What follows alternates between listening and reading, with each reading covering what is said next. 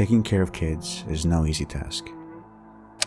You have to constantly watch over them, teach them how to live in this world, and guide them through their mistakes with patience and love, all while balancing your own life.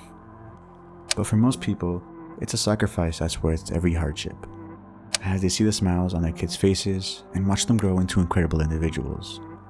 And so you can imagine the pain a parent must feel when their child is constantly stressed, acting unusual, and appearing to have bruises on their body. Well, that was the case for many parents in San Isidro, Argentina. Parents would notice their kids would scream uncontrollably and unnervingly. They also showed an immense fear of water, causing tantrums whenever they bathed. One woman, Sandra Gervasoni, noticed this with her daughter, Morena. Starting at 8 months old, Morena contracted warts all over her body, and she developed bronchitis. At 2 years old, when she started speaking a couple of words, she kept telling her mother weird things, mentioning pools and water. Bruises were showing up on her cheeks when they weren't there previously. When she played with dolls, she would pin them against the wall, tell them to shut up and be still, and submerge their heads in water. Understandably, her mother was terribly worried for her. If only she knew the truth a lot sooner.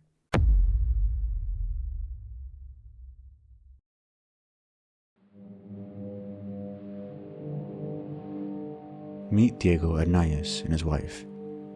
Together, they take care of their 1.5-year-old daughter, Maite. Maite goes to a maternal kindergarten called Tribilin. It's a preschool for kids typically 2 years and under. However, Diego and his wife noticed that their daughter was understimulated and she was spacing out a lot. And so they believed she needed a little more time learning. So over the summer, they enrolled her in a separate program that had a teacher come over to their house and take care of Maite for them. Now, when they met one of the teachers, they talked about Maite, and his wife happened to mention her preschool. When she heard this, she was in shock. The teacher told them how she used to work at Tribilin 5 years prior, and she had left because she saw some things she didn't like. Diego's wife didn't hesitate to take action. Almost immediately, she suggested switching schools for Maite. She wanted to act fast, but Diego had a different idea. He wanted to investigate. And since his daughter couldn't speak at that time, he needed to find a way to know what was going on at her school. And so he came up with an idea. His daughter had an iPod that she would use to play. So on the 30th of January, he put the iPod in the girl's backpack and set it to record audio. When she got home that same day, he took out the iPod to have a listen. And never in a million years could he have believed what he heard.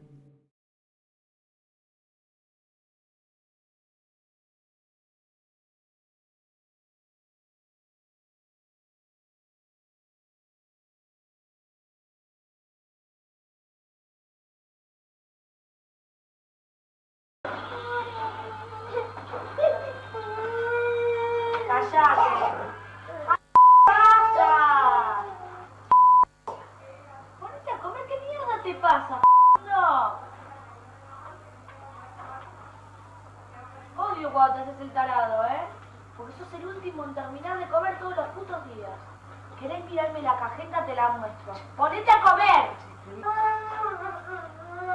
¿Qué vas a hacer? Comé con no este año, estúpida. Dejá de hacer fuerza. Claro, boluda. ¿Podés sacar el cuaderno en vez de ponerte a boludear? Cállate. ¡No me gritás!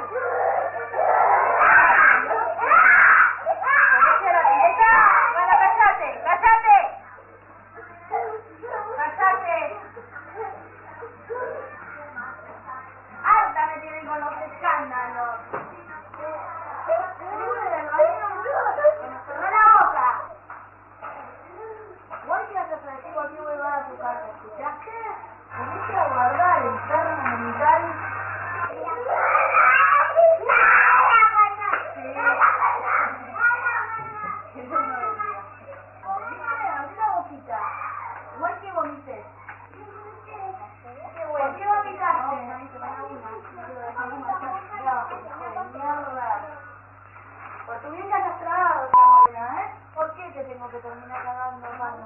No te quiero ni escuchar más, Vas a seguir comiendo como que dejamos a niña.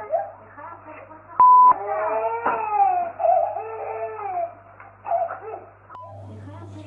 Julieta.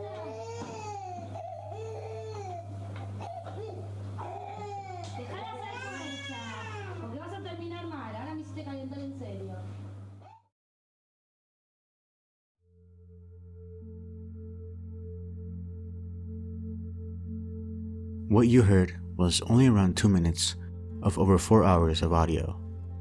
4 full hours of teachers yelling and berating these kids.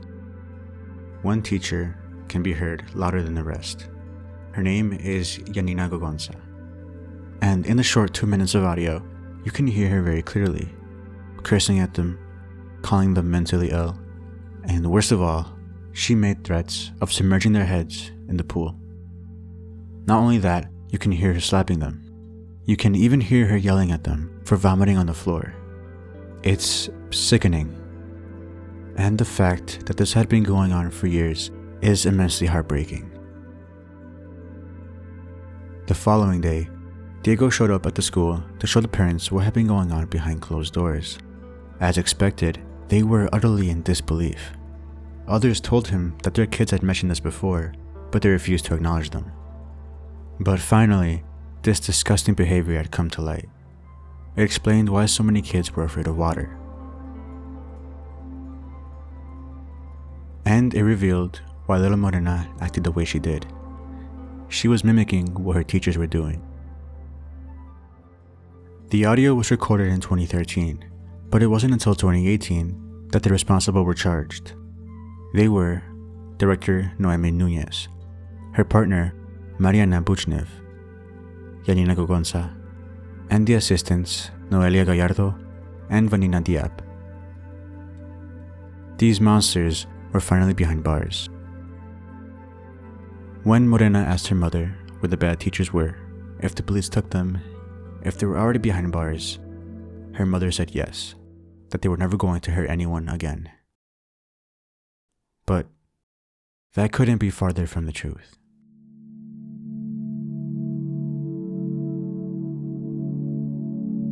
You see, what ended up really happening, 2 of them never set foot in prison, and the other 3 were released during quarantine. None of them spent more than 1.5 years in jail, and all 5 of them are now free women. And in 2028, they are able to work with minors again. I can't even begin to imagine what these families think of the situation, and I hope nothing but the best for them and their kids. This audio is undoubtedly one of the most appalling things I've heard. Only 2 minutes were released to the public, of an almost 5-hour recording. Only 2 minutes of years and years of torture. The full audio is not expected to be released, and that's probably for the better.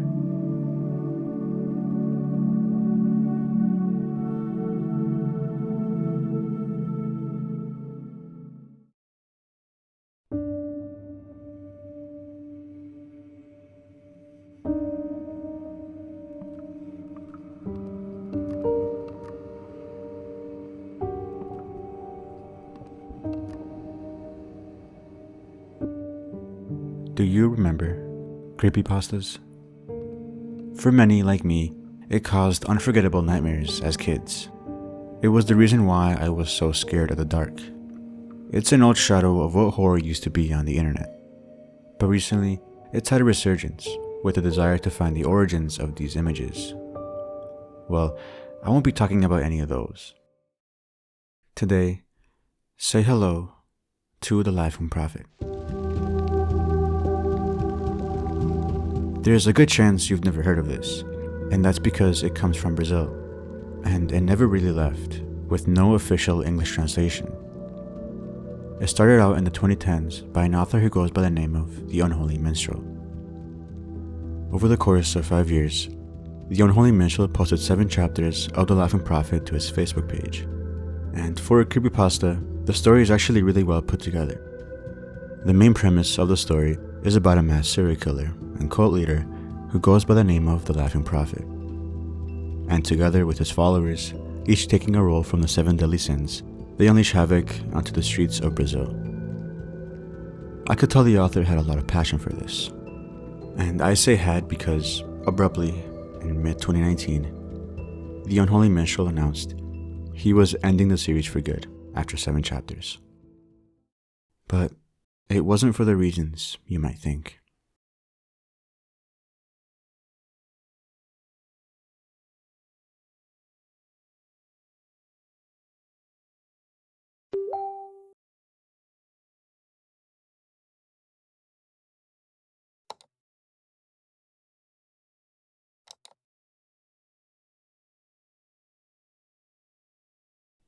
Hello, friends, readers, and people who like the page by mistake.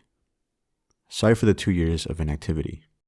I've faced some heavy personal problems these last few times that have led to a huge creative block.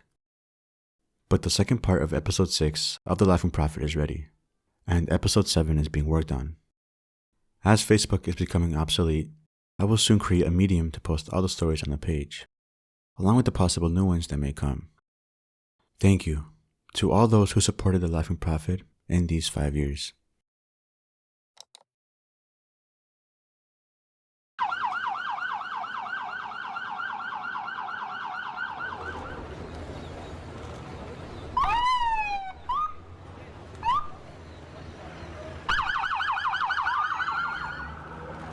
Eight people have been killed in a school shooting. 2 gunmen entered the Raul Brazil State School in Suzano near Sao Paulo on Wednesday morning and opened fire.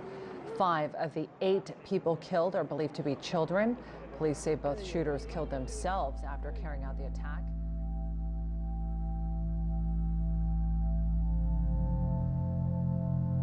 In March of that same year, 17-year-old Guilherme Monteiro and 25-year-old Luis Enrique de Castro entered the Professor Raul Brazil State School in São Paulo. They were armed with a .38 caliber revolver, a crossbow, and a hatchet, and began firing. The massacre ended the lives of 2 staff members and 5 students, as well as Guilherme's uncle, who he had killed 40 minutes prior. Guilherme eventually shot his partner before turning the gun to himself, a tragedy that became national news and the second deadliest school shooting in Brazil. Found with Guilherme's belongings was a notebook. Inside were details of an effective game tactic called rushing, as well as several drawings, one of a gun, several Sunderman ones, and a mask. But not just any mask. If you remember, this is the same mask worn by the fictional serial killer, The Laughing Prophet.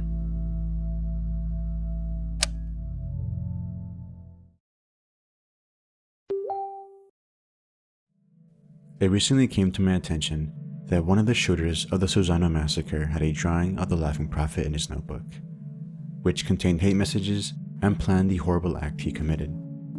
Even though it is completely far from my objective with the series, I hereby declare the end of the Laughing Prophet creepypasta, as well as the end of my career as a horror writer. The Laughing Prophet has always been and always intended to be a fictional work to entertain readers and promote the horror genre. And a large part of the idea of the Laughing Prophet character was to bring social criticism in reference to the exacerbated cult of violent personalities and serial killers. I have sometimes had to deal with people taking the stories too seriously, but not to this level. The whole thing ends here.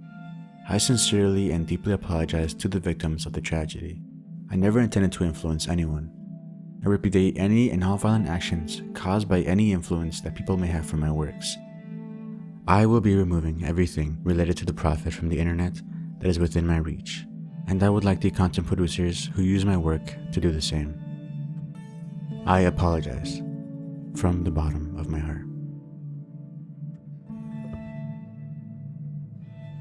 And so, with a deep feeling of responsibility, the Unholy Minstrel disappeared, deleting 5 years of work, becoming forgotten as time passed. However, in 2022, a user posted this to the Lost Media subreddit. Hello, today I come here to report about a recent discovery of mine, about a creepypasta forgotten by time. I had the help of a friend who was following its release to find out all of this, so first, I want to thank him for this. So, there was this very old Brazilian creepypasta from the early 2010s called The Laughing Prophet. It was created by a writer who identified himself as The Unholy Minstrel, and it was posted on Facebook, and had a total of 7 chapters, the last one being released in mid-2019. However, that year, a tragedy happened. A school massacre took place in the city of Suzano, carried out by 2 men, Guilherme and Luis. The first boy is what matters, because after the massacre, they found a notebook that belonged to him, and there were several drawings, and that included a drawing of the creepypasta's protagonist mask. The author felt shaken. This made him delete the entire creepypasta, and asked all the YouTubers who made videos about it to delete everything, thus retiring from creepypastas. Much of it can be found easily on the internet. However, Chapter 7 is missing, and there is no trace of it anywhere. That's why I'm here today. Would anyone know about such a creepypasta? What started out as a creator's vision and hobby ended into something he repented, feeling immense guilt over the tragedy that occurred. And honestly, I can't blame him.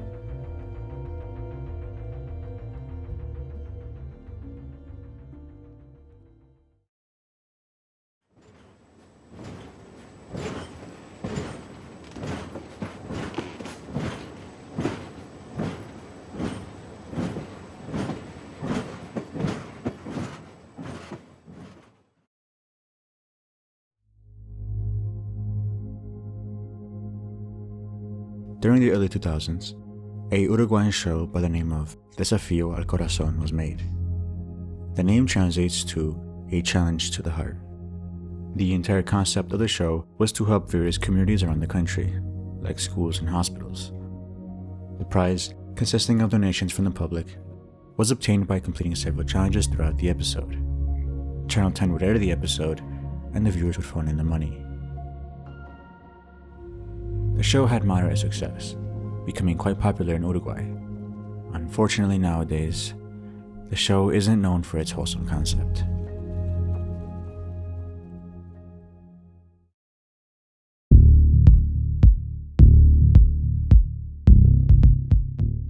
After some talks with the creatives of the program, it was declared that they would visit a town called Young in order to help the city's hospital.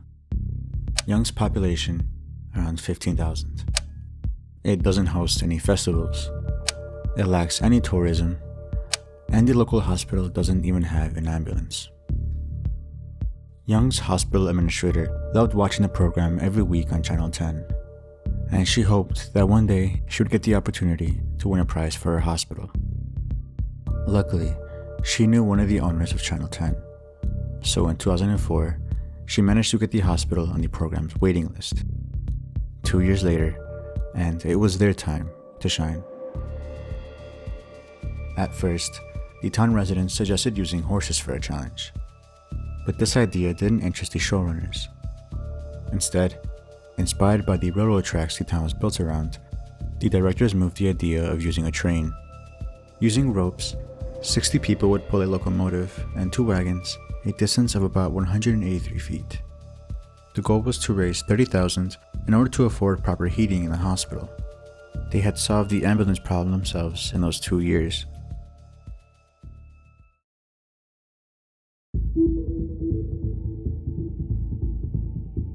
So on a rainy March 17th, with more than 2,000 people present, the energy was crazy, to say the least. The challenge would begin at 2:30 p.m., where the train worker would shut off the brakes and the residents would begin pulling. It was only supposed to be around 60 people pulling on the train, but some say up to 400 were actively pulling and pushing the train from front and back.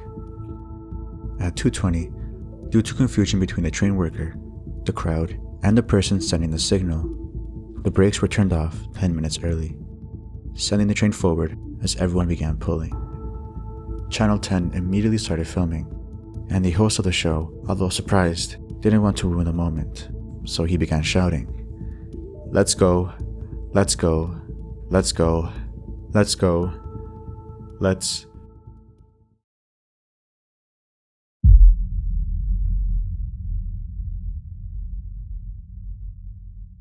Before he could finish his fifth "let's go," Everything had happened already. As soon as the brakes detached, the train began moving at an intense speed due to the wet tracks from the rain. The people closest to the train had little to no chance to escape. Many were elderly or children. In total, 8 people lost their lives, many more injured. The station cameras filmed the entire thing, including the deaths and the mutilations. Channel 10 never aired the video, and today, only a single frame from the episode is available online. The show also seems to be lost. It's unclear if anyone has a single complete episode from the show, including Channel 10. It's unfortunate how easily this could have been prevented. With little to no security and safety checks, something wrong was bound to happen. It's clear the residents of Young were very excited to be on television, but that excitement quickly turned into tragedy. A tragedy that will stay in the town forever.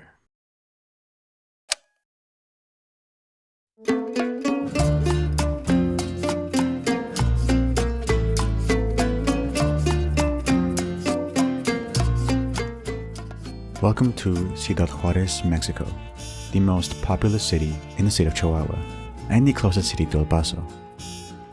It's rich with music, cuisine, trading, and overall culture. Juárez is a place where tradition, industry, and where the spirit of its people thrive. However, there is a grim shadow looming over this city.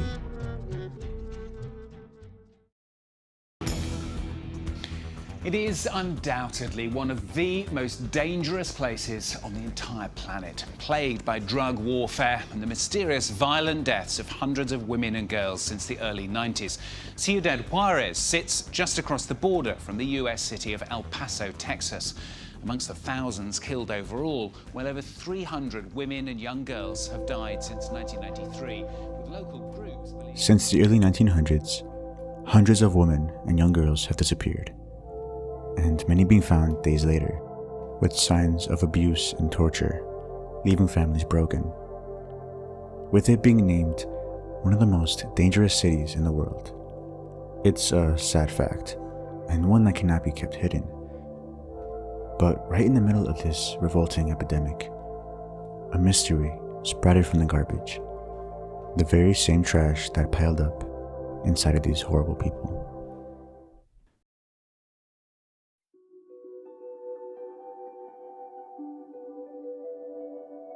The year is 1955. Inside of the historic center of Juárez, hundreds of people walk by a lone garbage can. At first, nothing seems out of the ordinary. But then, someone throws away an interesting item as they continue walking by, blending in with everyone else. Now, it's not certain who this next person was or why they did it, but someone peeked inside this trash can and pulled out 10 sheets of paper tied with a string. The contents of the papers were surprising, to say the least, enough for the individual to call the police. According to reports, they described it as a diary containing long and detailed descriptions of how the author kidnapped, tortured, and later killed 15 women.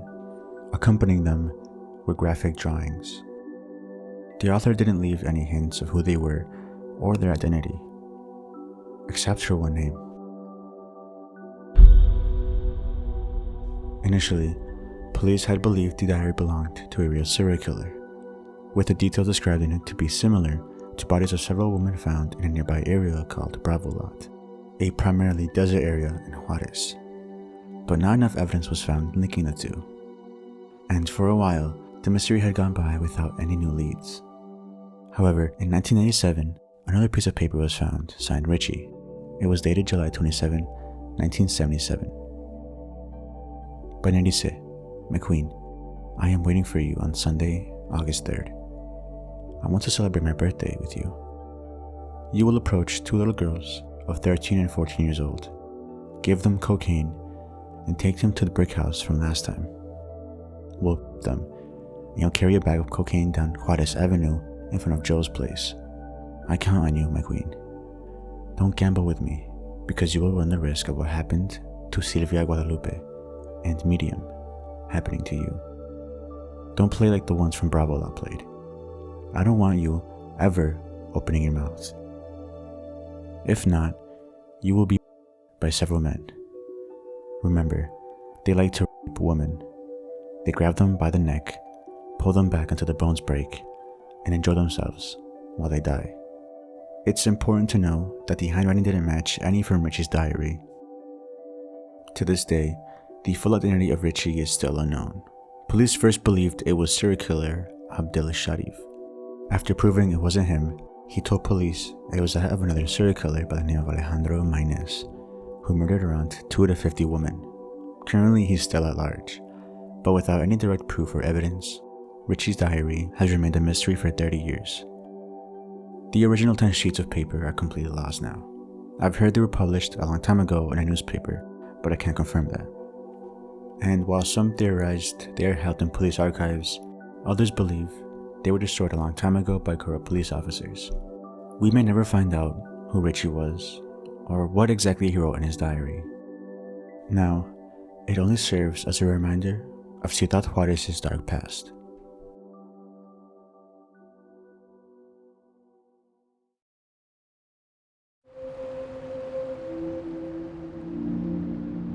Lost media can oftentimes be repetitive, the same stories told over and over. But so many remain unheard, especially in places not deeply tied to the internet, like Latin America. And I'll admit, it was a challenge finding some of these. I spent more time researching than I'd like to admit. But nonetheless, I hope you learned at least one new lost media. But more importantly, I hope you enjoyed the video. Thank you for everything. Take care.